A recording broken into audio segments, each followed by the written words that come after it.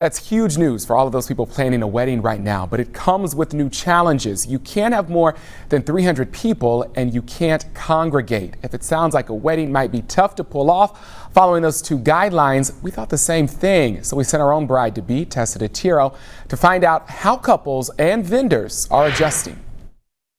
Kelsey Zimcosky will marry her fiance Jason on July 25th. While 300 people definitely is an upgrade from the 10-person, no congregating, no dancing, none of that. To me, that's not really a wedding. She calls today's nuptial news bittersweet. People are people. They're going to walk around. They're going to want to interact with each other. They're going to want to hug their family members. I know I do. I don't want to have to stand 6 feet apart from my grandmother on my wedding day.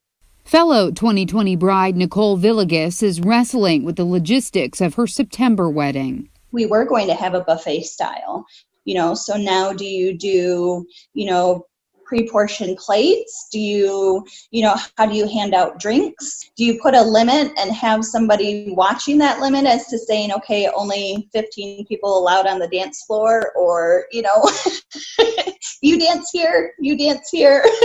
These are some past weddings hosted by the DJs at Great Day Productions.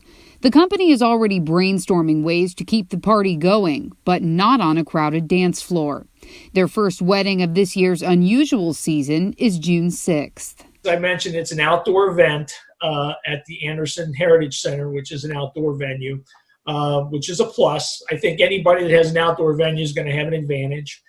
Wedding cakes like these from Trey Bell might be presented to guests in a different way. Cakes that are kept in the kitchen so that the catering staff can just cut and plate and serve that, rather than having a cake table where you might come up and choose which flavor of cake you want to have. These changes might not be the wedding vision of these couples, but they plan to keep their dates no matter what.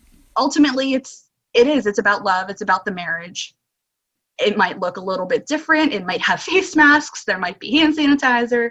But at the end of the day, that's what it's about. Tessa DiTiro, Local 12 News. And the wedding vendors we talked to say because of all the spring and summer cancellations, they're booked up in the fall on Fridays, Saturdays, and even Sundays. So if you're trying to change your date, they say to call ASAP.